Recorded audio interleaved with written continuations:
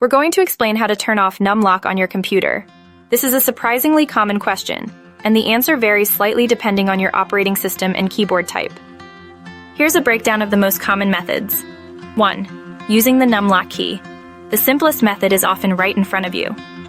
Look for a key labeled numlock, numlk, or sometimes just num.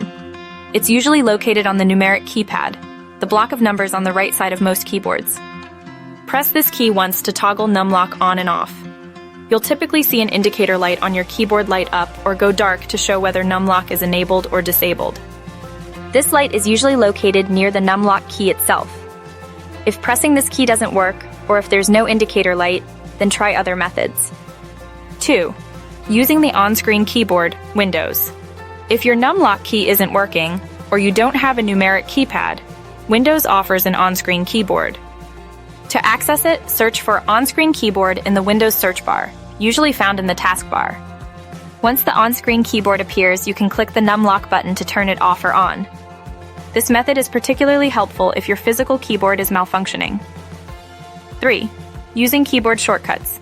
Limited availability. Some keyboards and operating systems may have keyboard shortcuts for toggling numlock. However, these are far less common than the first two methods. There isn't a universal shortcut, so this usually requires checking your keyboard's manual or your operating system's documentation. 4. Checking keyboard settings. macOS. macOS users typically don't have a dedicated numlock key.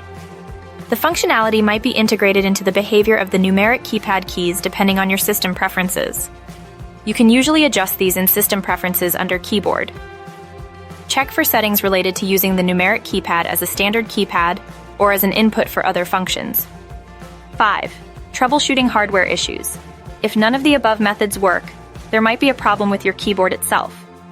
Try connecting a different keyboard to see if the problem persists. If the issue is resolved, it means there's a fault with your original keyboard, and you might need to replace it or consult a repair professional. If the issue continues with a different keyboard, the problem might be with your computer's operating system. Rebooting your computer or attempting a system restore point might help. In rare cases, you may need to reinstall your operating system. Remember to check for any driver updates for your keyboard in Device Manager, Windows, or System Information, macOS, as outdated drivers can cause unexpected behavior. Remember to always check your keyboard's manual or your computer's documentation for more specific instructions, as the key combinations and settings